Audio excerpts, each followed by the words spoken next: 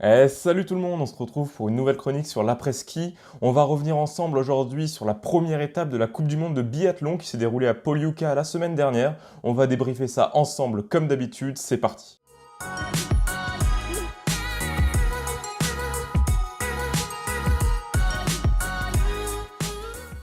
Voilà, comme je vous le disais, on va revenir ensemble sur la première étape de la Coupe du Monde qui s'est déroulée à Polyuka, une étape qui avait très bien commencé pour l'équipe de France avec une victoire sur le relais mixte, la toute première course de la saison. Bon, la deuxième en réalité puisqu'il y avait le single mixte relais, mais la première grosse course, du coup, victoire de la France, comme je vous le disais, avec une équipe presque identique à celle qui avait été championne olympique à Pyeongchang. On avait Simon Destieux, Martin Fourcade, Justine Breza et Anaïs Bescon. Justine Breza qui remplaçait donc la néo-retraitée Marie Dorin-Habert.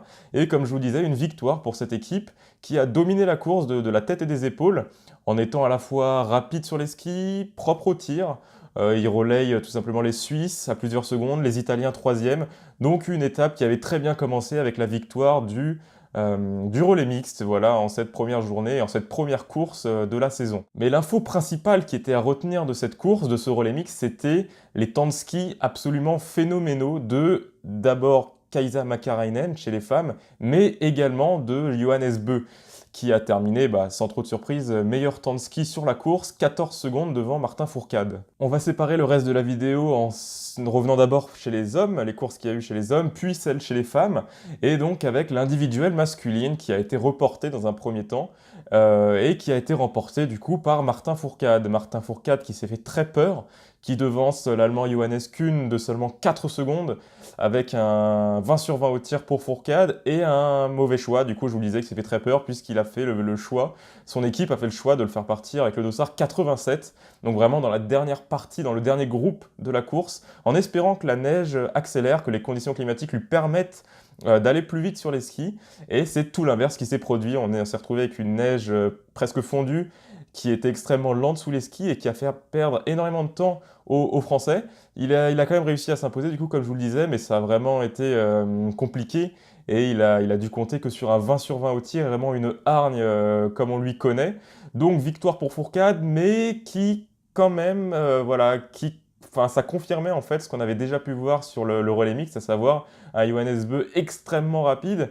Et donc une victoire de Fourcade qui en fait n'est due en partie qu'à la défaillance de ses autres adversaires, puisque Fourcade termine 13e temps de ski quand même, 13e temps de ski à 1 minute 23 de Johannes Bö qui a été supersonique mais qui fait quelques fautes au tir. Donc une victoire pour Fourcade, à nuancer parce qu'elle a été compliquée. Bon, certes, c'est dû à un mauvais choix, à une erreur que tout le monde a reconnue et que tout le monde s'accorde à reconnaître, mais également, il a été voilà, bien en deçà en termes de niveau de ski par rapport à ses principaux adversaires, et notamment à Johannes Bö. Une statistique qui s'est confirmée sur la course suivante, sur le sprint, avec, bon là sans trop de surprise, une victoire de Johannes Bö, supersonique, une seule faute, mais qui remporte quand même la course avec plus de 16 secondes, 15 secondes d'avance, il me semble, sur son dauphin. Fourcade, quant à lui, 24e place, une seule faute, et 1 minute 12 de retard sur Bö. Mais pire que ça, c'est vraiment les temps de ski du français qui inquiètent. 38e temps de ski au général, dernier français, enfin pire temps de ski de l'équipe de France. Quand on sait que sur la préparation hivernale, c'était lui vraiment qui était la référence à ce niveau-là sur le ski et même d'ailleurs sur les autres saisons. Donc là, des statistiques qui sont juste extrêmement, comment dire, elles font flipper, elles font peur, elles font flipper. On n'a pas l'habitude de voir Fourcade à ce niveau-là, sur les skis en tout cas. L'éclaircie n'est due qu'au reste, paradoxalement, de l'équipe de France, puisqu'on peut souligner la deuxième place, du coup, comme je vous le disais, d'Otonin Guigona, 16 secondes derrière Bö, et les 7e et 11e places de Simon Destieux et de Quentin Fillon-Maillet. Quentin Fillon-Maillet qui était déjà 8e de l'individuel. Le paradoxe n'a fait que continuer de s'accroître sur la poursuite. Vous savez, la poursuite, on part avec les arrivées du sprint, avec le classement du sprint, puisque du coup Fourcade partait à la 24e position et n'a tout simplement pas terminé la course. Il a un jour sans, comme c'était déjà le cas sur le sprint, avec beaucoup de fautes au tir, un 16 sur 20, et un 4e tir du coup après lequel il a choisi d'abandonner, de même pas terminer la course. C'est seulement la 4e fois, il me semble, de sa carrière qu'il abandonne, après déjà 2 abandons à Polyuka déjà, en 2010 et un autre en 2011 à Khanty-Mansiysk en Russie. Donc abandon pour Fourcade qui continue sa descente aux enfers et qui paradoxalement eh ben, voit le reste de l'équipe de France briller. Et là, c'est pour le coup Quentin Fillon-Maillet, qui partait donc à la 11e position, puisqu'il avait fini 11e du sprint, qui échoue à 1/10 de seconde derrière Johannes Beu et qui l'a vraiment fait suer avec un finish absolument incroyable, avec Loginov qui était aussi à la lutte et qui chute dans la toute dernière montée, Fillon-Maillet qui arrive à reprendre l'accélération de Beu pour vraiment échouer, mais de rien sur la ligne.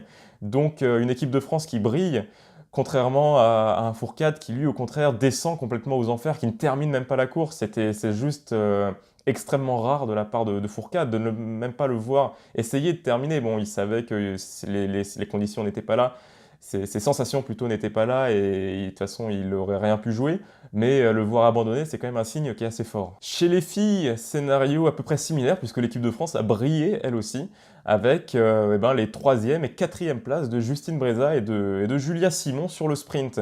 Mais celle vraiment qui a vraiment brillé encore, qui a frappé un gros coup sur ce week-end, sur cette première étape, c'est Kaisa Makarainen. Comme je vous disais en début de vidéo, c'est pour ça que c'était intéressant de relever les temps de ski et les temps de passage après le relais mixte, puisque Makarainen avait fait un relais mais absolument phénoménal, et elle l'a confirmé sur le sprint et sur la poursuite qu'elle a remporté, avec à chaque fois aucune faute au tir et vraiment impériale sur les skis. Elle est pourtant deuxième au classement général, c'est Dorothea Wierer qui a fait, elle, 2 fois dauphine sur le sprint et la poursuite, avec également des temps de ski plutôt bons, et surtout, ça c'est la qualité de Wierer, mais un tir absolument phénoménal, où elle reprenait à chaque fois plus de 15 secondes sur Makarainen, mais elle en perdait sur la piste, donc ça a été trop juste pour s'imposer. Mais c'est Wierer qui, du fait d'une meilleure régularité, notamment sur l'individuel, où Makarainen a terminé assez loin, s'empare du dossard de leader. Mais voilà, comme je vous le disais, Makarainen qui montre qu'elle est là, qu'elle est extrêmement présente, déjà 2 victoires pour elle, elle est sur des temps absolument phénoménaux et ça peut faire très mal cette saison si elle garde ce niveau-là tout au long de la saison, de l'année. À tel point qu'on peut peut-être se demander si les principales adversaires de Makarainen sur la saison à venir ne sont pas les transalpines, les italiennes, avec du coup Dorothea Wierer, mais également Lisa Vitozzi qui a bien challengé Makarainen sur Apolyuka, enfin sur le sprint et sur la poursuite.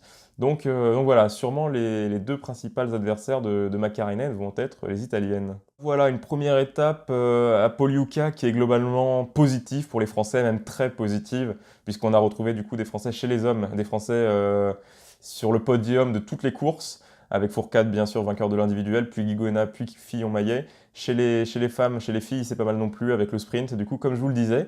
Donc une étape qui est très positive, mais paradoxalement du coup, qui voit également Martin Fourcade, malgré une victoire quand même, hein, malgré la victoire sur l'individuel, qui voit Martin Fourcade descendre un petit peu aux enfers.